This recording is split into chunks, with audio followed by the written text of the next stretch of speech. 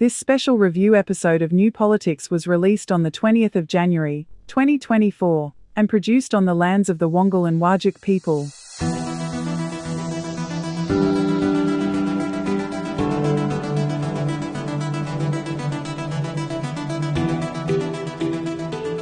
Welcome to this special summer series from New Politics, and we are continuing with our most popular episodes and big issues from 2023 because we think that they're still going to be relevant this year. And there have been some inquiries about when the main schedule for New Politics is starting up again in 2024. And it might not seem like it, but putting together a weekly podcast is a lot of work, and David and I are taking most of January off, and some of our opponents have suggested that we should take the entire year off. That's not going to happen. But for all of those people who are missing us too much, you can listen to our review episodes, which are still pretty good, or you can buy our new book, and that's Rising Phoenix, Falling Shadows. And that's a review of all the big issues from 2023, and you can purchase it through online bookshops or directly from us at newpolitics.com.au.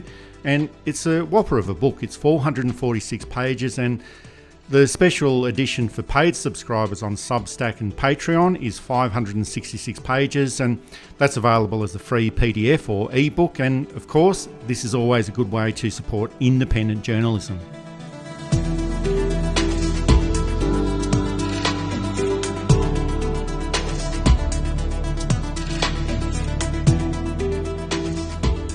And so far in our summer series, we've revisited media diversity and housing affordability. And this week we'll be looking at Palestine and a review of some of the key issues in Gaza that developed towards the end of last year.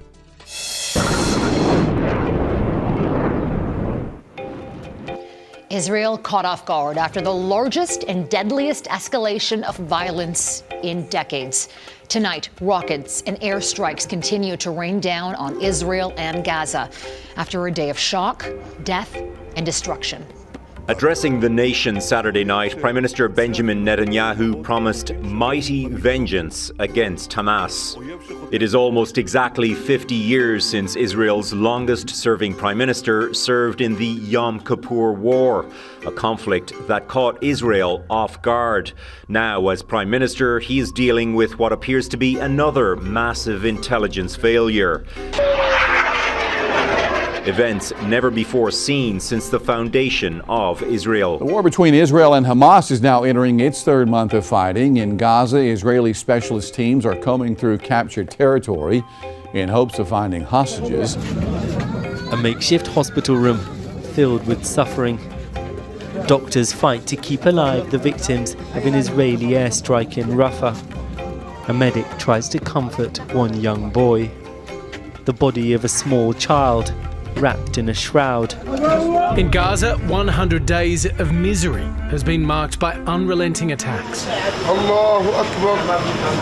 The total death toll now sits at just under 24,000, with nearly 2 million of the 2.3 million strong population displaced. I have a small tent. The cold has killed us.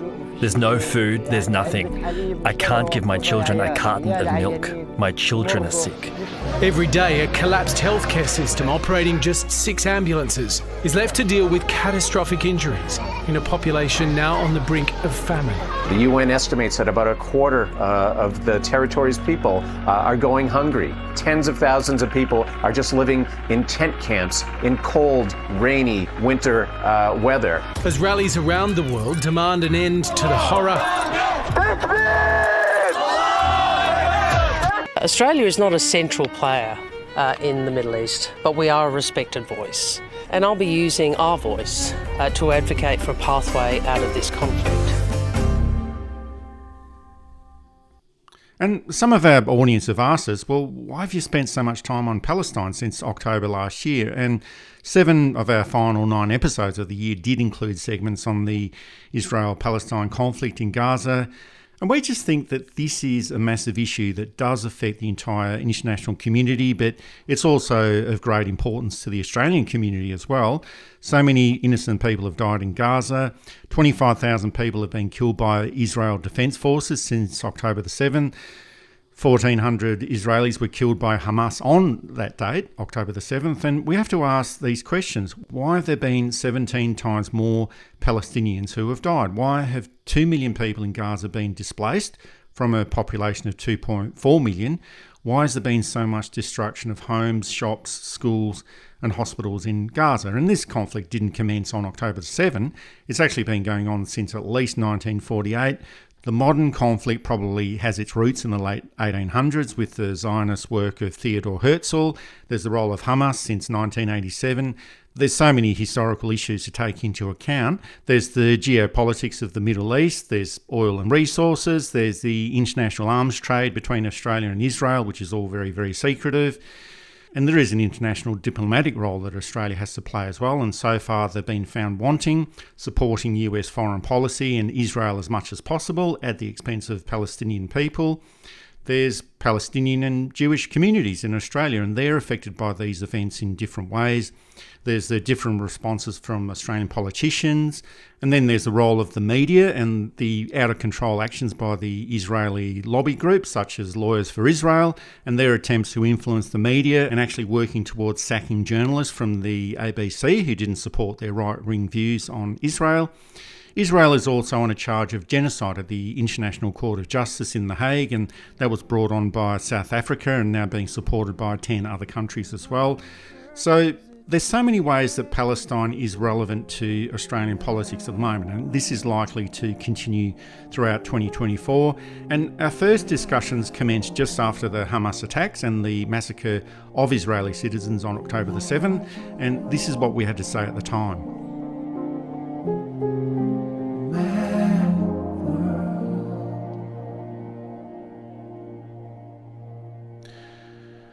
War and conflict has broken out again in Israel and Palestine, and this follows on from the attacks and massacre by Hamas militants of over 1,200 people last weekend, and that's been universally condemned in most parts of the Western world and in Australia, as it should have been. And this was followed up with shelling and bombing from the Israeli military into Gaza, where over 1,000 people have been killed, and we haven't heard too much about this in the mainstream media.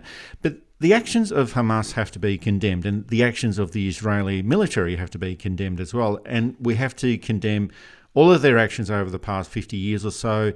And it's hard to know how long the mutual retaliation is going to continue for, but we can see that these actions are usually linked to political events in Israel. The wars in 2008, 2014 and 2021 were around the time of the general elections in Israel, and the link this time is Benjamin Netanyahu's push to force a coalition government of annexation and dispossession after months and months of negotiations since their last election in November 2022. And that agreement was finally made yesterday.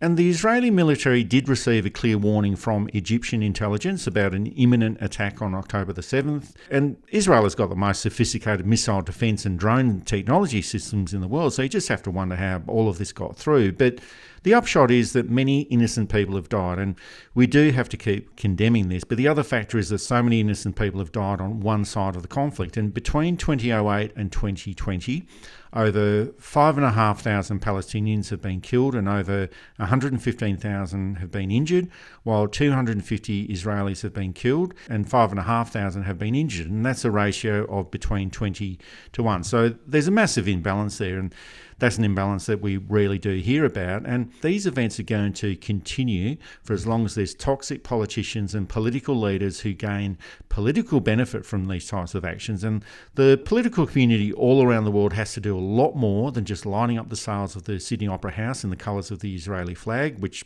actually caused even more problems here in Sydney. But solutions are not going to be found if they keep siding with the Israeli government and ignoring the plight of the Palestinians. And this is not to condone anyone's actions, but just to outline that there's a reason why these events are occurring in Israel. They'll never be resolved without a better understanding of all the issues, and if the political aspirations of one group of people are totally ignored. It's a difficult and complex situation. I think that as an analyst, we should be allowed to criticise movements and governments without having to recourse to racist or anti-Muslim or anti-Semitic or anti-Jewish rhetoric. And I think that to criticise Hamas or to criticise the Israeli government is not to condemn them outside of how you would condemn the Australian government or the New Zealand government or the American government. And a lot of people quickly jump to your criticism of this side or that side instantly means that you are anti or you are racist or you are anti-religion, but moods run and tempers run so high that these often become default positions. And so as an analyst, it's very hard to find a non-biased approach to criticising the parties involved. Not the people involved, not the people of Palestine, not the people of Israel. The Netanyahu government only scraped in again. So there's a lot of people in Israel who do not like it and who disagree with what is going on. Hamas is not Gaza. Gaza is a geographical place. Hamas is a political organisation. Hamas is a fairly radical organisation. There are other more moderate Palestinian voices who want their land back, who want a two-state solution and who want to do it non-violently. It's, of course, tempered by British evangelical thinking back in 1917 with people believing Armageddon was near and trying to hurry it up, which led to various states of confusion, really. And the establishment of Israel as a country was also underpinned by now really American evangelical thinking. And in the 60s and 70s and 80s, this really took off. You take out Western influence and things get maybe a little simpler. Whenever civilians are killed on either side, this needs to be condemned. It was not right for Hamas to bomb those people. It is not right for Israel to react against civilians, or really the Netanyahu government. And it is interesting, as you pointed out, that it always seems to line up. Netanyahu is under investigation for corruption. They're trying to change the law in Israel that the government can override the courts in certain decisions, which is pretty extraordinary. And not in a fair checks and balances way, in a way that, we find the Prime Minister guilty. Okay, we've overturned that because we can. It's an awful, awful situation. My heart goes out to everyone who has been directly affected. And also at this time, the Australian media was taking sides, and that's one issue that has been consistent since October the 7th. And you could argue that it's always been like this when it comes to reporting on what's going on in Israel and Palestine. But Australian journalists use different words to describe events that are suffered by Israelis and Palestinians, and are generally a lot more aggressive and less sympathetic with Palestinian representatives than they are with representatives from the Israeli community. Here's one exchange between the ABC Sarah Ferguson and Mustafa Barghouti, the Secretary General of the Palestinian National Initiative. No one is disputing that all lives are of equal value, and we understand where you are coming from. But I would like your human response to the events that we have seen over the past few days that have been reported by media the world over. These are not Israeli-only reports. Let me give you the names of some children that have been taken hostage into Gaza. 5-year-old Raz Asher and his 3-year-old sister, 12-year-old Erez and brother Sahar Calderon, 13-year-old Noya Dan. Does taking children hostage destroy any sympathy for the Palestinian cause? I totally do not accept and I refuse taking any child hostage. Do you want me to name to you the 140 children who were killed in Gaza by Israeli airstrikes? I'd just like Do you want me to tell you? Let me answer. Do you want me to tell you that I was shot by a sniper while I was treating an injured person with 2 gunshots and I'm still carrying these gunshots in my back? I am not going to talk about this. I'm telling you, let's look at the causes of this. The main cause of everything horrible that is happening to Palestinians and Israelis is the continuation of illegal Israeli occupation of Palestinian land.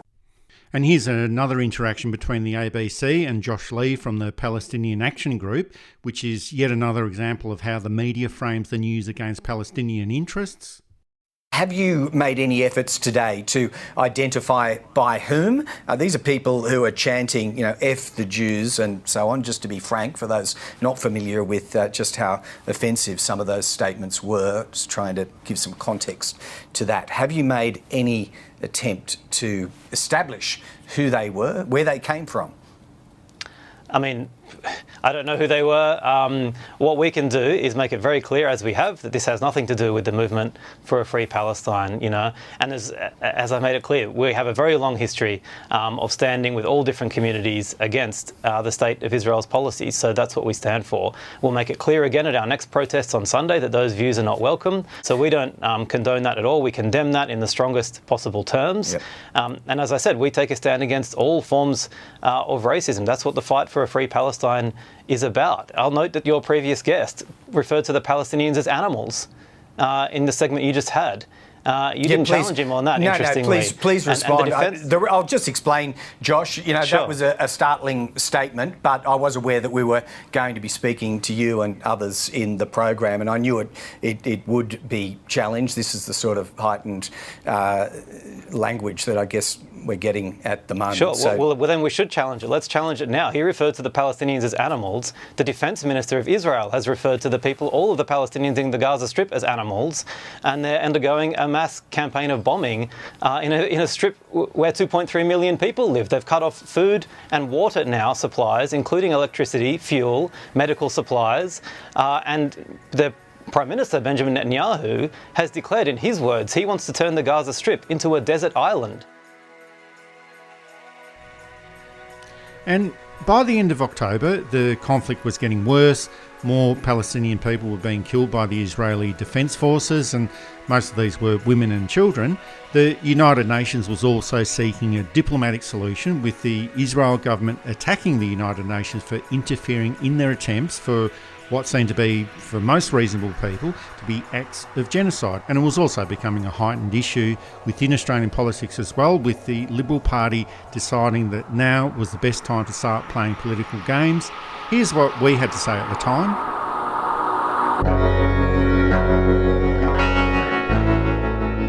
There's complexities, there's parallels we have to be careful drawing, but the ultimate point is that two wrongs don't make a right, and that civilians in Palestine who are cut off from electricity, from water, from food, and the people in Israel who are appalled at this, and there's a quite sizable group of people who are appalled at this and don't want it to happen. I hope they can work together to sort it out so that things can improve. It looks like that there are troops going over from the US, from Australia and from other countries. This is not good. I don't know that it will do much good. And any criticisms that I have is not about whether a particular citizenry is in the wrong. It's about the political organisations drawing this stuff. Oh, and I think that the Israel government is out of control, and has been pretty much out of control since Yitzhak Rabin was assassinated in 1995. And the government and its behaviour behaves like a group of outlaws, and it's now saying that it's going to teach the UN a lesson. And the last time I heard anyone talking like that was Vladimir Putin. And who in the Western world talks like that? Who in the Western world would speak like that? Teach the UN a lesson. And that was in response to a speech made by the Secretary General of the United Nations, Antonio Guterres. The situation in the Middle East is growing more dire by the hour. The war in Gaza is raging and risks spiraling throughout the region. I am deeply concerned about the clear violations of international humanitarian law that we are witnessing in Gaza. Let me be clear, no party to an armed conflict is above international humanitarian law. It is important to also recognize the attacks by Hamas did not happen in a vacuum. The Palestinian people have been subjected to 56 years of suffocating occupation. They have seen their land steadily devoured by settlements and plagued by violence, their economy stifled, their people displaced, and their homes demolished. Their hopes for a political solution to their plight have been vanishing. But the grievances of the Palestinian people cannot justify the appalling attacks by Hamas And those appalling attacks cannot justify the collective punishment of the Palestinian people. To ease epic suffering, make the delivery of aid easier and safer, and facilitate the release of hostages, I reiterate my appeal for an immediate humanitarian ceasefire. That was quite a measured speech where he's criticising the Israeli army as well as Hamas and said that nothing can justify the deliberate killing, injuring and kidnapping of innocent civilians. And there shouldn't be anything controversial in all of this, but the Israel military wants to keep bombing and killing innocent Palestinians, over 5,000 so far, and when it's finished there, it wants to teach the UN a lesson. And before people get out their keyboards, just to be clear, just to reiterate what you said before, David, we are critical of the Israel government and the Israel military and all of those hardliners that are governed by the Bible. And there's a lot of Jewish people in Israel and all around the world who are horrified by the actions of the Israel government. And in the same way that Hamas does not represent all Palestinian people, the Israel government does not represent all Israeli people. But the actions of the Israel military and the government do have to stop, because it's jeopardising the security of the entire Middle East region, not just of Israel. It's a highly complex situation. All we can do is hope that things settle down, that the Israeli government starts to see the opprobrium that it's getting from the world. And even people like Joe Biden have been critical, although he walked some of those statements back. So it's probably going to get worse before it gets better, but we hope that everyone comes out with as few innocent victims as possible. And there's also a local dimension to all of this as well. And the war might be centred around Gaza, but that doesn't mean that the politics of this won't be played out in Australia. Peter Dutton suggested that the Prime Minister should travel to Israel while he's on his way to meet with President Biden in the United States. And this, of course, became big news in the media because apparently in Australia, an opposition leader of the Liberal Party is a far more important figure than the Prime Minister of the government, and we need to hear every single word that he says. And it was never explained what the Prime Minister was going to do in Israel, but he just had to go, according to Peter Dutton. And if he's so keen about this, well, maybe he should go. He's the policeman, so maybe he should go to Israel and resolve the conflict. And then he started complaining about Airbus elbow. So you can just never win with Peter Dutton. And the government minister, Ed Husich, he spoke out on behalf of Palestine and Palestinian people, and here's what he had to say. Palestinians are being collectively punished here for Hamas's barbarism. I really do feel that there is an obligation on governments, particularly the Israeli government, to, as we have said, follow the rules of international law. Governments are different to terrorist organisations. Governments, there is a higher expectation that there will be a protection of innocent lives. And Senator Fatima Payman from WA, she also made a speech in the Senate supporting Palestine as well. The killing of innocent civilians in Israel should be condemned, and we condemn it. The killing of innocent civilians in Palestine should also be condemned, and we must condemn it. The international community loudly and proudly condemned Russia's occupation of Ukraine when it started attacking Ukraine in 2014.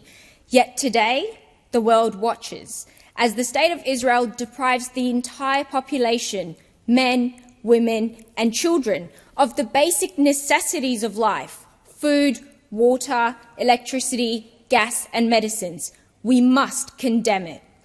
Israeli missiles strike residential dwellings, civilians, multi-story apartments, health facilities, as well as places of worship, indiscriminately killing men, women, and children. We must condemn it. Human Rights Watch confirms that Israel is using white phosphorus in Gaza, violates the international humanitarian law prohibition. We must condemn it. The price tag of Israel's right to defend itself cannot be the destruction of Palestine. Israel's right to defend its civilians cannot equate to the annihilation of Palestinian civilians. I hereby call for an immediate ceasefire to come into effect, alongside many world leaders and experts. Food, water, medicine, and humanitarian aid needs to be allowed to get through and reach the victims. Mediation and talks need to start, as obviously Violence has not solved anything for the past 75 years, and a just and long-lasting solution needs to be sought out. And then Susan Ley came out and she claimed that it showed that the Labor Party was divided over Israel. And then these supposed divisions were then amplified by the media, of course. And Israel-Palestine, as you referred to, David, it's a very, very complex issue. And I guess it would be made a lot easier if Israel stopped settling in the West Bank and stopped treating Gaza like an open-air prison. But it can never be debated on a serious level to anyone's satisfaction if all we get are these dilettante and politicised perspectives from the Liberal Party that just make matters worse.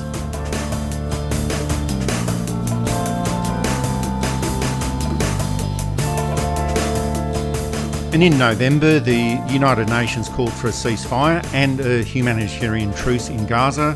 120 nations voted in favour, 14 voted against, including the United States, and it's hard to imagine any country voting against a ceasefire to provide humanitarian aid, but that's exactly what the United States and Israel did.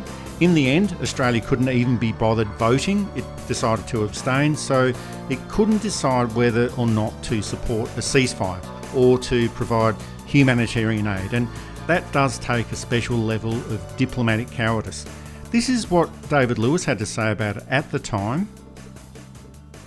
It was a very disappointing move from Australia to basically turn a blind eye in the nicest interpretation, or in the most positive interpretation, turning a blind eye to genocide. And it is a genocide that's happening. That's clear. The Israeli government, and I want to make it very clear that it is the corrupt Netanyahu government that is behind all this. Calling for a ceasefire, I don't think would have changed anything substantially in Australia.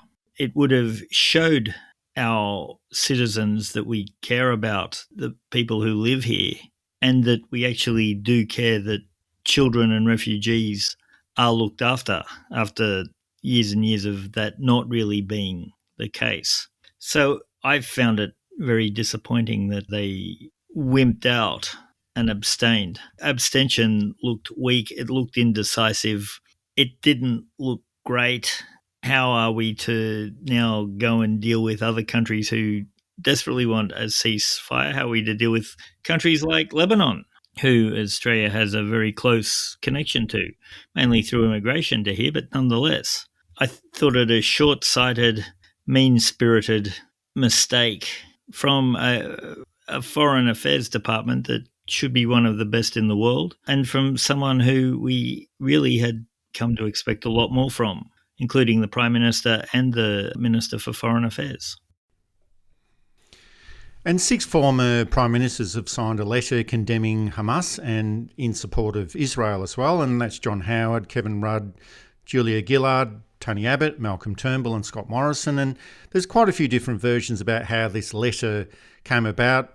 There were some suggestions that it was pressure from the Zionist Federation of Australia, or it actually came from Josh Frydenberg, or it actually came from Malcolm Turnbull. And for me, it does look like it was written from a pro-Israel position, so we can assume that it was probably written up by the Zionist Federation of Australia. And it outlined that Israel promises to do all it can to avoid civilian casualties. And I really don't think that's the case. There's over 10,000 civilians that have died so far, so I'd really like to see what would happen if they didn't actually make that promise.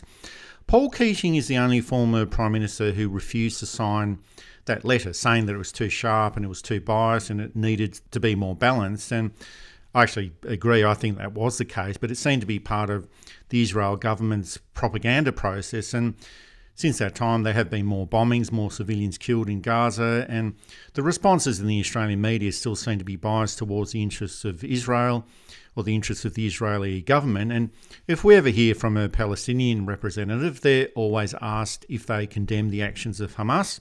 But there's no such request from Israeli representatives to condemn the actions of the Israeli military or if they support the process of ethnic cleansing in Gaza. And there are also more diplomatic issues starting to arise from all around the world. Egypt has condemned the recent bombings and attacks. South American countries are cutting off their relationships with Israel. But overall, it seems to be quite one-sided, and it doesn't seem like there's any room for nuance or reasonable discussion. The Foreign Minister, Senator Penny Wong, she urged Israel to listen to what its friends in the international community are saying, and she was slammed for even suggesting this. And she's also warned that the international community won't accept ongoing civilian deaths in Gaza. She was slammed for that. The government minister, Tony Burke, was asked whether he supported the decision of the Canterbury Bankstown Council to fly the Palestinian flag, and here's what he had to say about that. You need to understand, in my part of Sydney, people are watching every day death.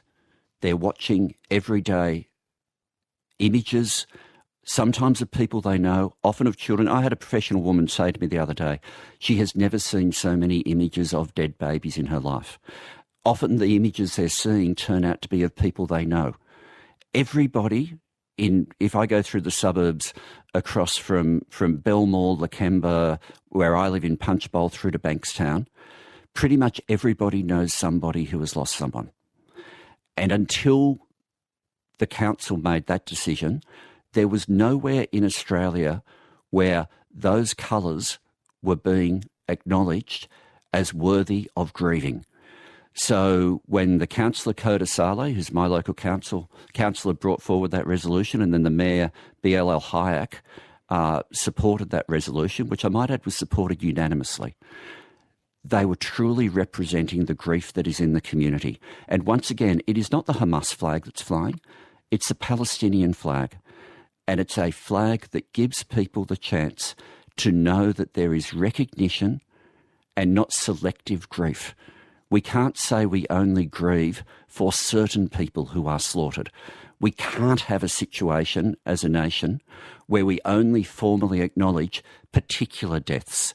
What happened on October the 7th was horrific and was rightly condemned by the Parliament and condemned by me, the condemnation of Hamas.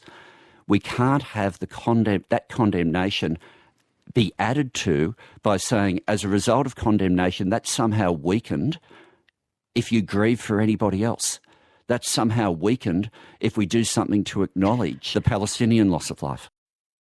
And that was a very well-considered, well-reasoned and well-articulated perspective. And that's a large group of people within the electorate that he represents in the seat of Watson. And they were slammed as well, and from the usual suspects, Sky News, News Corporation, the Liberal Party and the Israeli lobby as well. But it just seems that there's no room for nuance or reasonable discussion about Palestine and Israel. And I think that that's one of the many problems. There are solutions for every problem in the world, but it's a matter of defining exactly what the problem is and then applying a solution to it. But in this case, it seems like we can't even get to that first point of discussing the issue.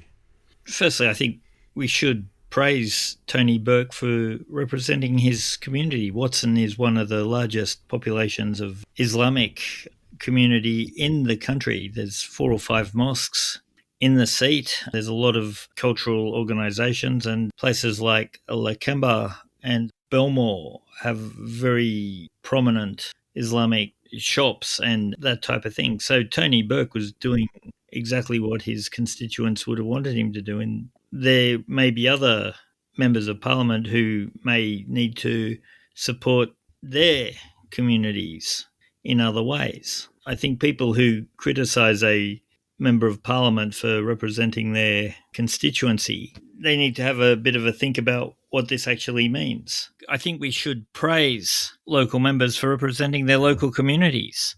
Tony Burke represents one of the biggest Muslim communities in Sydney, and I think it would have been wrong for him to not acknowledge that. Whether the council should be entering into international politics is a whole other issue for a whole other time.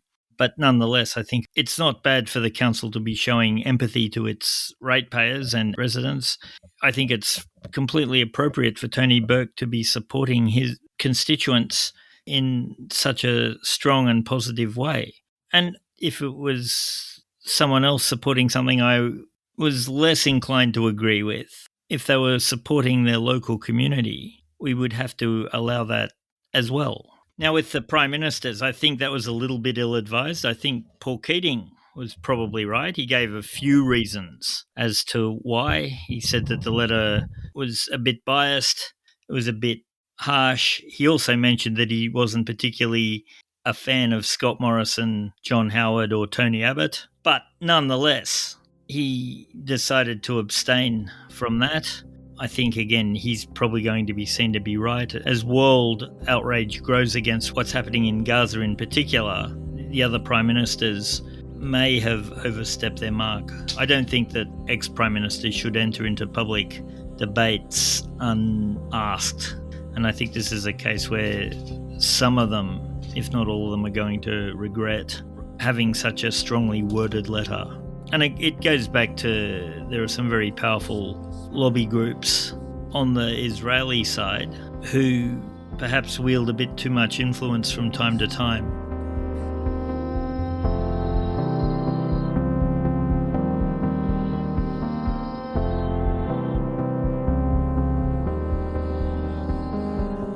And as with any major international conflict of this nature, the more the public sees what's going on, the more outraged they become, and the more they want their government to do something about it. And there's a lot that the Australian government can do. They can put pressure on the Israel government. They can cease the arms trade with Israel. They can leverage allies and friends in the international community.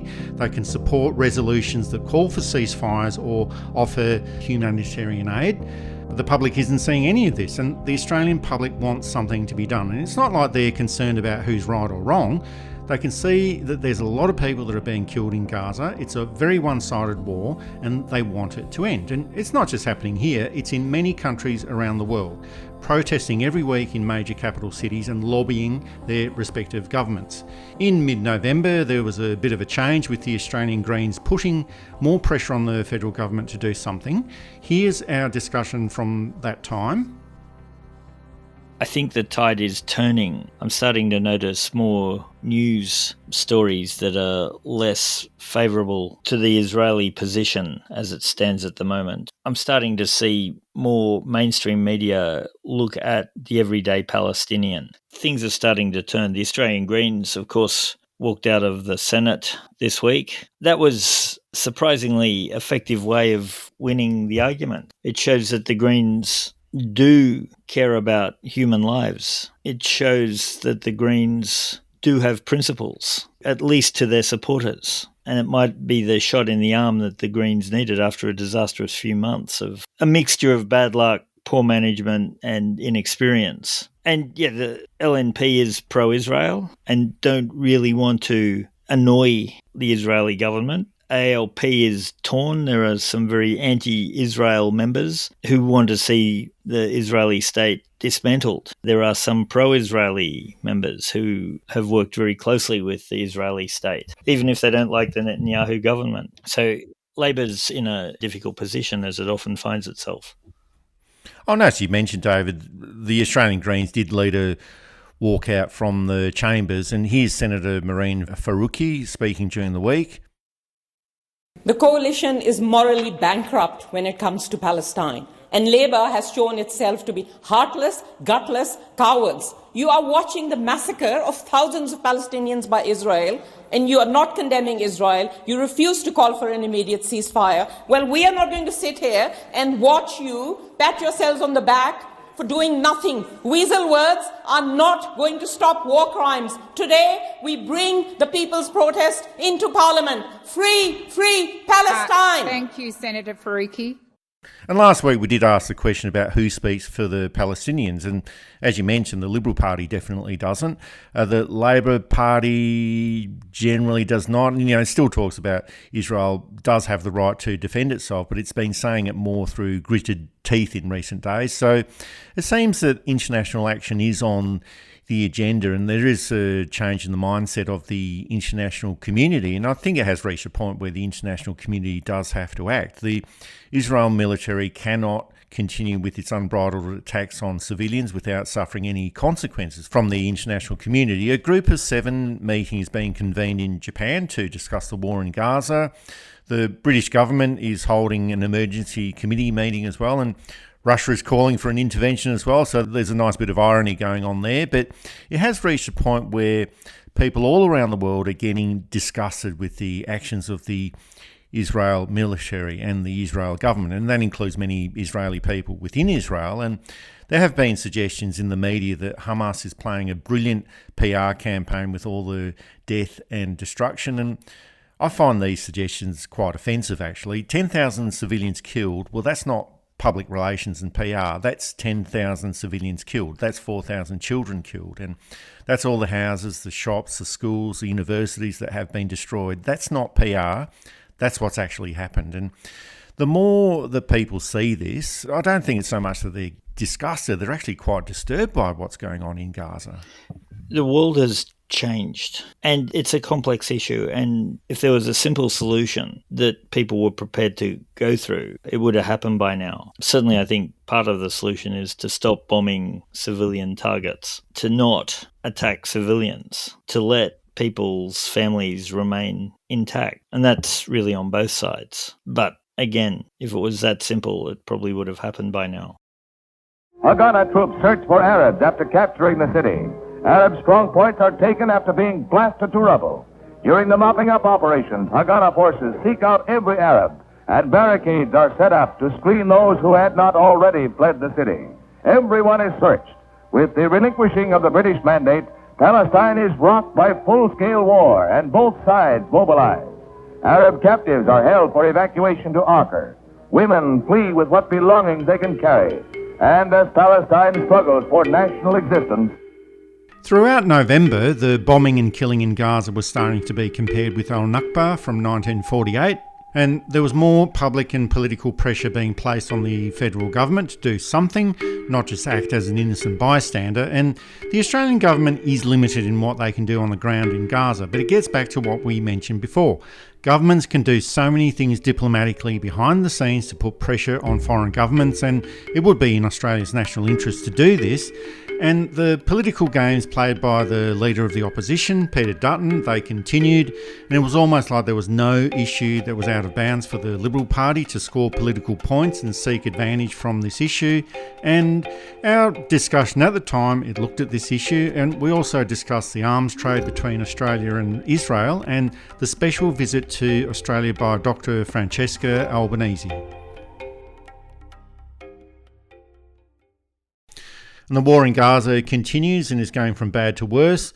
The Israel military is continuing with its bombing of Gaza. More and more civilians are being killed in Gaza, and more Palestinians are being forced away from their homes. And as we suggested last week, there is more international pressure being placed on the Israel government to cease fire and stop their process of killing civilians, stop the process of ethnic cleansing, and work towards a resolution. But this is never going to happen by itself, and there needs to be an international framework or international intervention and support to stop this action by the Israeli military. And this is now being considered as the second Nakba, and that's a repeat of the catastrophe that occurred in 1948 when 700,000 Palestinians were violently expelled from Palestine. And there is a school of thought that it's been a continuous Nakba over the past 75 years, and it's a process of ethnic cleansing that has never really ended. And the more people know about what's happening in Gaza and the history of the region, the more outraged they are about the behaviour of the Netanyahu government and the Israeli military. But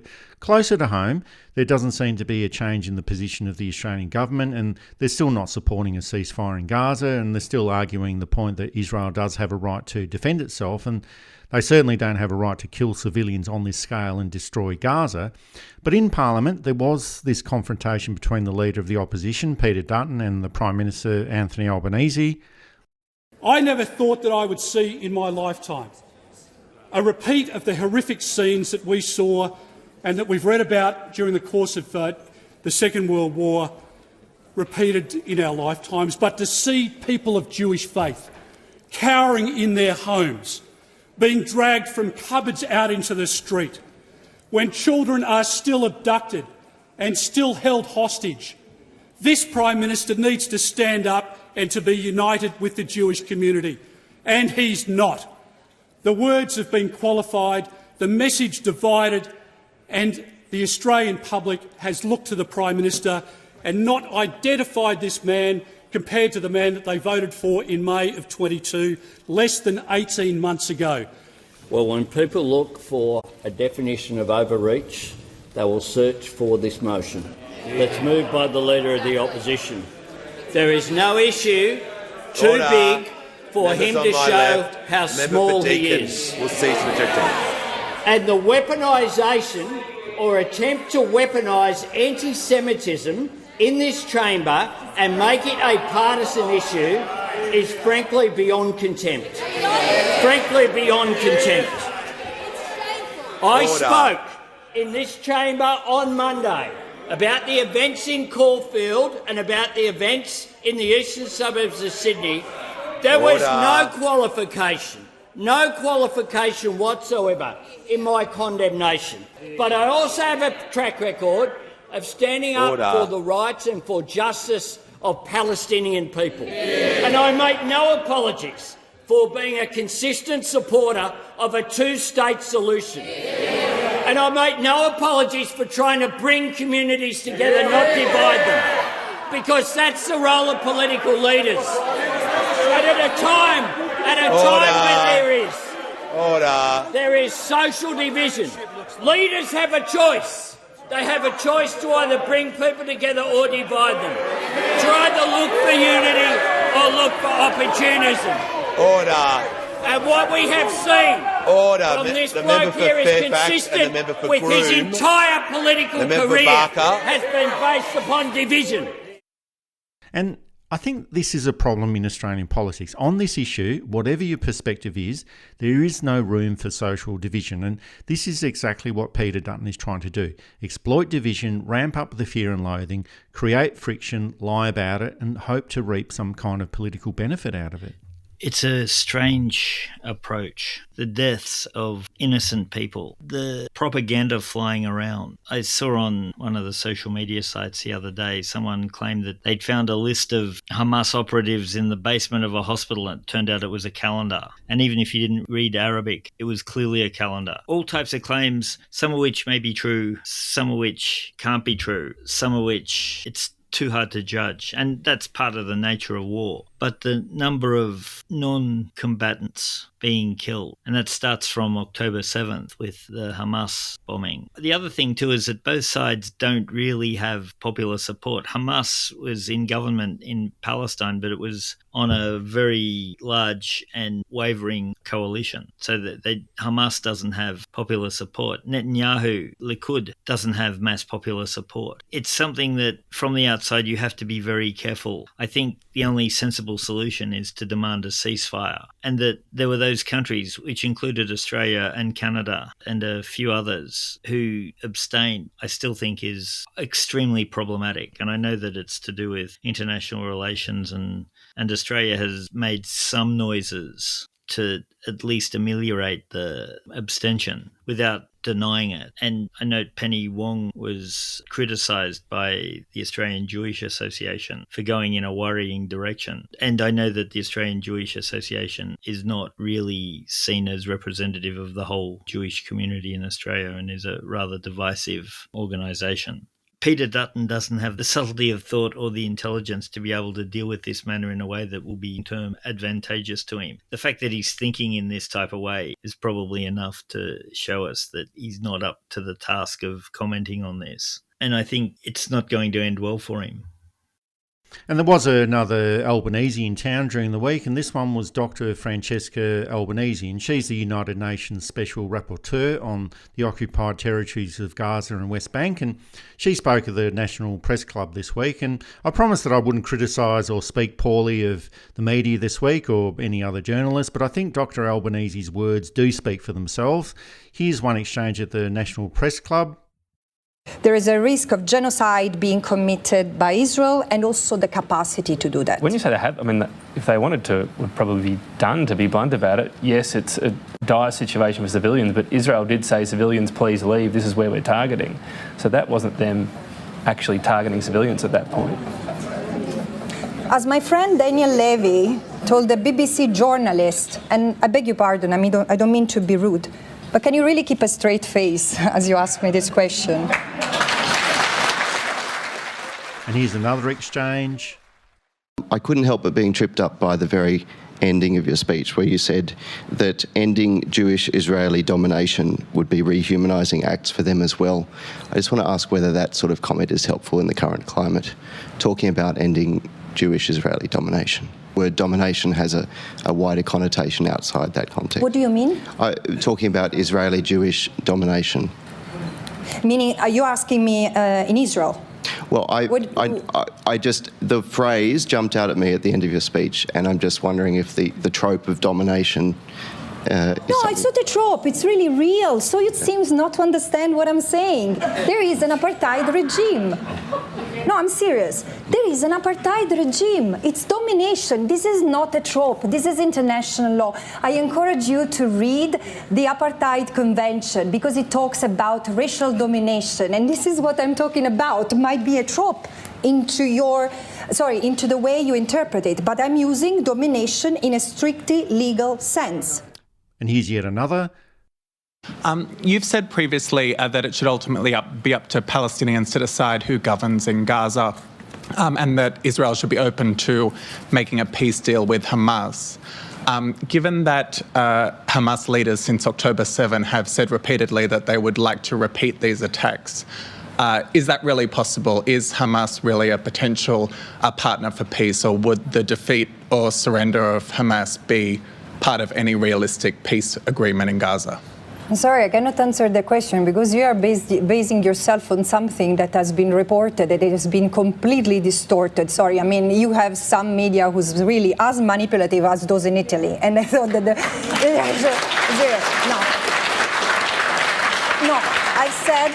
I've said something else, that the military response cannot be war, must be peace, and the peace must be done with the Palestinians. But I mean, I'm also speaking of a non-legal peace, a peace, a reconciliation with the idea that Palestinians have same humanity and same entitled to rights, freedom, and dignity than the Israelis. So it was a very beautiful 35-minute conversation, and this is what the journalists got. I mean, I'm sorry, but this is not what I said. It has been completely distorted.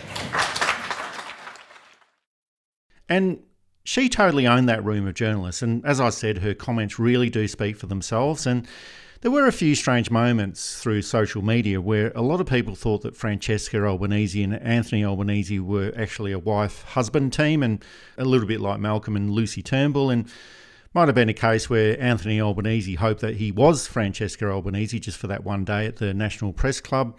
But Dr. Albanese doesn't have any political responsibility. She can be a lot more forthright about what she says, and remembering that as a member of the United Nations, she's speaking on behalf of the whole world, and the world is much bigger than the interests of Israel. It's much bigger than the interests of all the white countries in the world. So that's her audience, and Anthony Albanese does have to be a little bit more circumspect.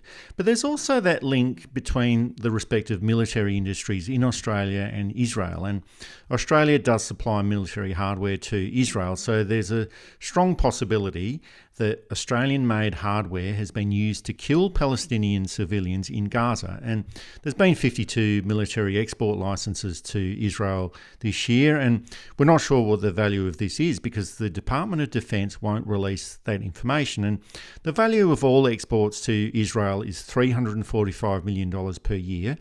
And we can't tell if this $345 million includes any military hardware exports or whether it's over and above this figure, but it probably gives an insight into why Anthony Albanese keeps saying that Israel does have a right to defend itself, because there's a vested interest here. Australia does seem to be part of that process, and the military trade isn't cheap. So the Australian government could be actually making quite a bit of money out of this arrangement. It's just distressing. And again, international politics is a complex field. The Israel-Gaza situation is extremely complex and is tied up with local politics there, and as well as longer philosophical discussions that have been had since at least 1972. And you can go back to 48, and you can probably go back to Masada in 2060 or whenever it was. Transparency has got to be the issue. You know, this is what we're doing. This is how much we're sending. This is why we're sending it. We locked into contracts 10 years ago we can't really get out of them if that's the case, or we decided that we're supporting Israeli expansion for these reasons, and we understand that this is against quite a lot of people in our party. Just this week, the Labor branch of Grindler passed a motion for a ceasefire in Gaza, which goes against the Prime Minister's official policy. Someone pointed out that not that long ago, Anthony Albanese would have moved the motion, and now, of course, he is the recipient against it. And this is one of the natures of politics too. Your mind can change, or your mind can be changed for you. That's not to defend. I'm just noticing that this is something that happens to a lot of politicians. What they say outside of government is often not only different but contradictory to what they say inside of government. And that's something that we have to change about the system.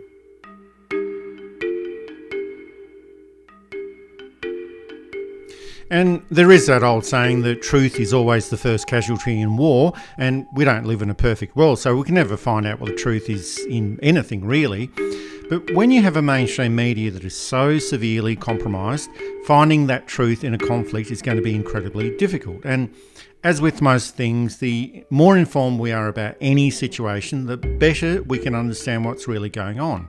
And we found out that so many journalists in the mainstream media have been on travel junkets and other largesse provided by the Israel government on supposed education tours, and no one in their right mind would believe that these junkets haven't influenced the reporting of Gaza in the Australian media.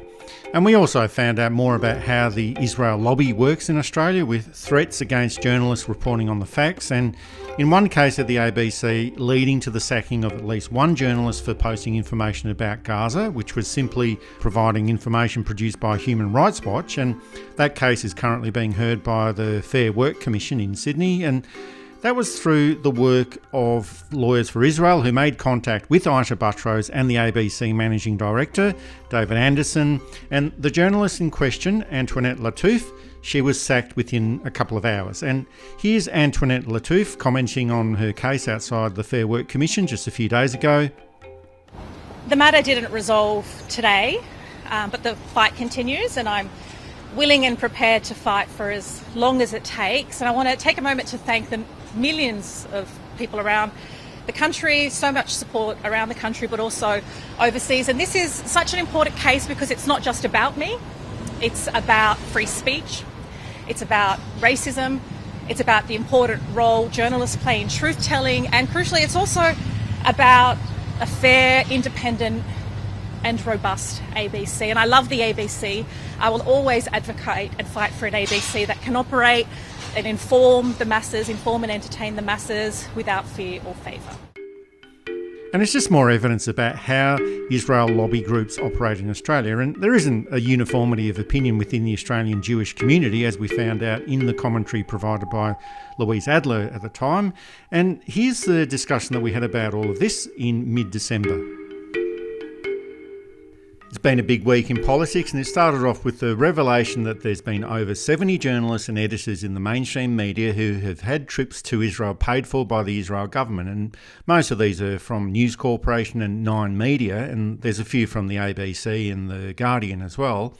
So it's absolutely no surprise that Nine Media has banned journalists who have signed an open letter offering their support to the Palestinian people, and the ABC has also sent a warning to their staff about this open letter as well, and this comes after the ABC sent out an edict banning the use of genocide and apartheid in their reporting about Gaza and Israel. And this is all in response to an open letter generated by the Journalists Union, the MEAA, and it's essentially to show solidarity with the journalists who are covering the war in Gaza. And over 55 journalists have been killed so far in Gaza, and quite a few of those have actually been targeted by the Israeli Defence Force.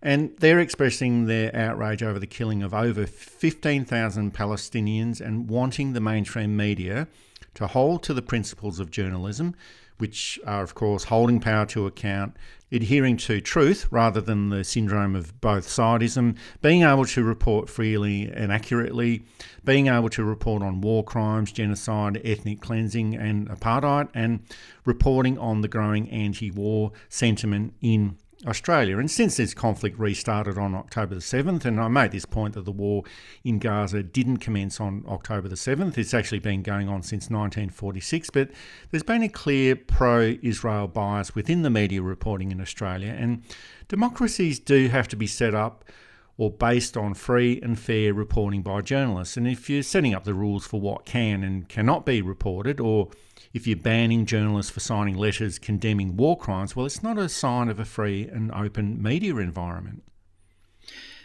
We need to be perfectly clear. Criticising a government does not imply that we are anti-Jewish or anti-Islam or even anti the state of Israel. Those are completely different issues. And I think it's terrible the way that the current Israeli government is trying to use things like anti-Semitism as a way of shutting down debate and criticism of them. I condemn anti-Semitism. I condemn anti-Arab. I condemn anti-Muslim. I condemn Islamophobia. Bad people come in all backgrounds. People who we disagree with come with in all backgrounds. There's been a fair bit that the Hamas party has done that has been rightly criticised. The Hamas party is not all of the Palestinian people. There's been a lot that the Israeli government has done. The Israeli government is not all of the Israeli people, and it's not all of the Jewish people in the world. That the Israeli government pays journalists to go over on basically enhanced holidays is not unusual. A lot of governments do that for a whole range of reasons. Russia did it all the time during the Cold War. Bring over some soft journalists, show them the good parts of Russia, keep them away from the bad parts of Russia, send them home. And then you'd get an article, oh, people are happy in Moscow. I went and visited this place. And by Russia, I mean the USSR. Didn't make it right then, doesn't make it right now. Of course, trade conferences and expos and all of those types of things are another way of getting soft press. And look, that's fine. You have the right to spend your money on how you wish. I'm sure Australia brings over people from other nations to try and, look at the great trade we can give you. In itself, it's not a bad thing. But when you're a political journalist or a business journalist, you should be above this type of stuff. I have noticed on some of the social media, a journalist got up and said, yes, look, I went to Israel at their extent, but I've been extremely critical. And sure, good on you. That's great. So you should, all of that. But as was pointed out, it's not just what you do, it's how it's perceived. There's a very loud Zionist lobby in Australia. It's not large, but it's very loud. And that taints everything. So when they talk about anti-Semitism, you have to think how much of this are they making up and how much is genuine. If it's genuine, yes, must be stamped out. There's that kerfuffle in the Sydney Theatre Company where a couple of the cast came out in the keffiyehs. There was then a rather loud letter-writing campaign from Jewish people saying, hold on, we're part of this too. Now, fair point, but I wonder how much of it was genuine people worried that they're going to cop some blowback that they don't deserve, and how much of it was from the loud Zionist lobby that has a lot of influence here.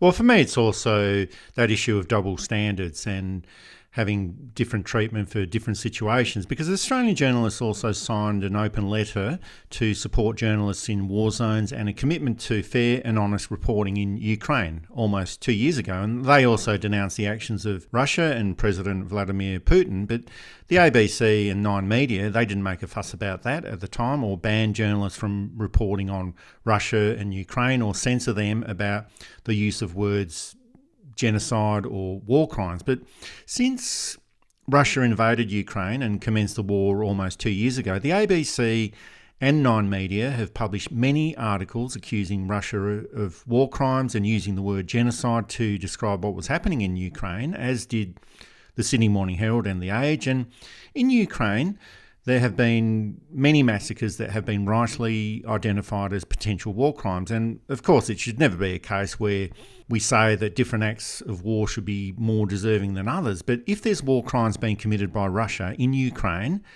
then it's right to claim that Israel is also committing war crimes in Gaza. And if it's okay to accuse Russia of attempted genocide and of ethnic cleansing, well, it should be okay to accuse Israel of doing the same in Gaza, because to me, what Israel is doing in Gaza does look remarkably similar to attempted genocide.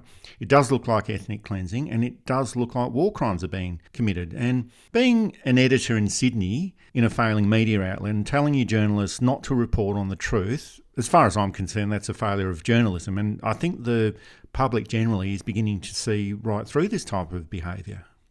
I think the public is, and I think social media is a big part of it, where you can see things happening, where you get a much wider range of opinion. Now, that in itself can be problematic, but I think it's better to have the wider range of opinion and then teach people how to think properly critically, how to ignore confirmation bias, etc., how to weigh sources, how to look at who is talking to you. And even just because you disagree broadly with someone doesn't mean they're wrong on that instance. And just because you agree with someone doesn't mean they're always right.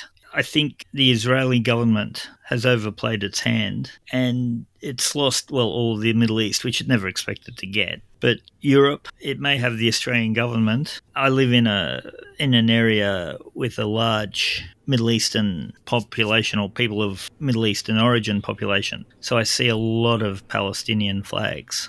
I think, though, that particularly with younger people, the propaganda that worked since at least 1948, definitely since 1967, isn't cutting through in the way it used to, particularly with younger people. So we may be seeing a change in how these things are done. And of course, when it gets down to it, it's Netanyahu trying to avoid being arrested for corruption. These types of things are the desperate measures of a cornered rat. And Hamas, too, are in a minority government and are not particularly beloved by the Palestinian people. So we're really seeing the loss of innocent lives, and on both sides. However disproportionately, there's still been Israeli innocent people killed over small domestic politics, and the world on the brink of a war because Bibi Netanyahu is a crook and because the leaders of Hamas are essentially crooks. And this is the great tragedy. And of course, this is still a big issue in Australia, and we've mentioned before that there is a sizable Jewish community that is opposed to the war in Gaza and what Israel is doing right now and has been doing in the past. But it's just taken a while for their voices to be heard. And here's the publisher Louise Adler discussing this issue and the behaviour of the Zionist lobby group in Australia. It comes from my own long history in the arts and cultural space and my engagement with the Israel lobby. It goes all the way back to the early 2000s when the Israeli ambassador decided or demanded a meeting with me, a private meeting with me, after I'd written a review of Edward Said's memoirs. And he demanded that I not air Israel's dirty linen in public. That was one of my early experiences of being told that we don't talk about Israel and our criticism of Israel in the public sphere.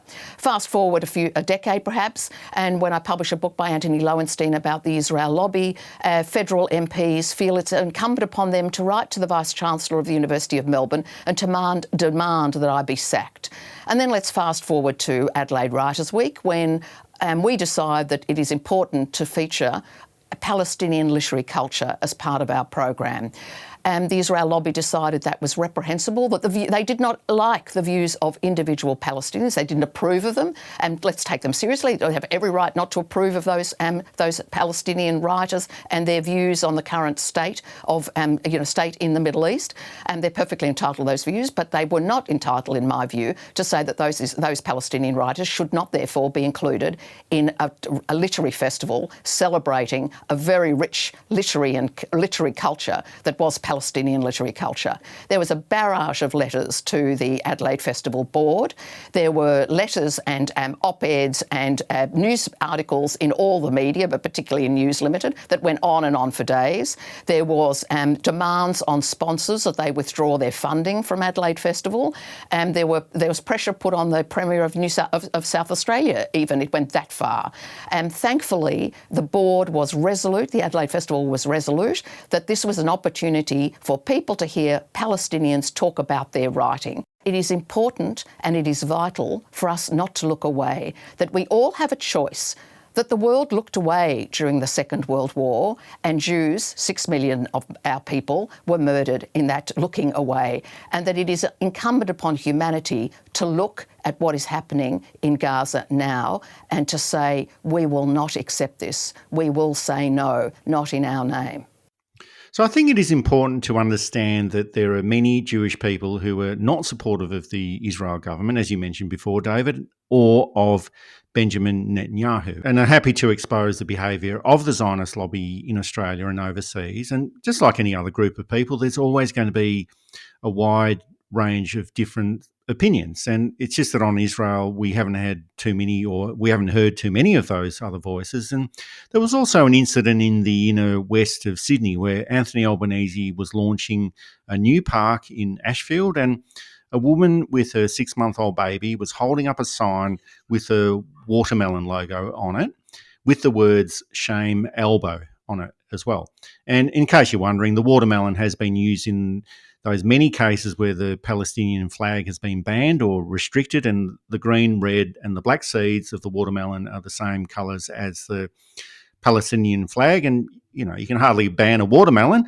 So this was a peaceful protest and a sign of resistance, but she was mishandled while she was holding her baby and the watermelon sign, and she was removed by police. So I'm pretty sure that young Albanese would have been flying the Palestinian flag, probably sharing slices of watermelon at the socialist resistance meetings, but 40 years on, when it really matters, he can't even bear to look at a woman holding up a sign of a Palestinian resistance and gets her removed by police. And it just seems to me that Albanese has forgotten where he came from and who he is. And just because you become the Prime Minister, it doesn't mean that you lose your sense of decency. Times change. People soften over time. People harden over time. They tend to get a little bit more conservative. And the person who Anthony Albanese was at 25 is necessarily different to the person that he is at 60. But it's still disappointing to see that he hasn't been able to show the humanity that I'm sure he's struggling with showing, because the Australian government has determined various alliances, etc. Protest should be allowed. I've said this before. Disruptive, sure. Uncomfortable, sure. Violent, no. Destructive, no. But to manhandle her away without explanation, it was clearly an act of retaliation for holding up a sign. A young, radical Anthony Albanese would have been the first one to her defence, I think. The older Anthony Albanese may not have been the first one to her defence, but he would have at least seen, yes, she's protesting and I used to do this and she's not actually harming anyone, and her voice is just as important as every other voice.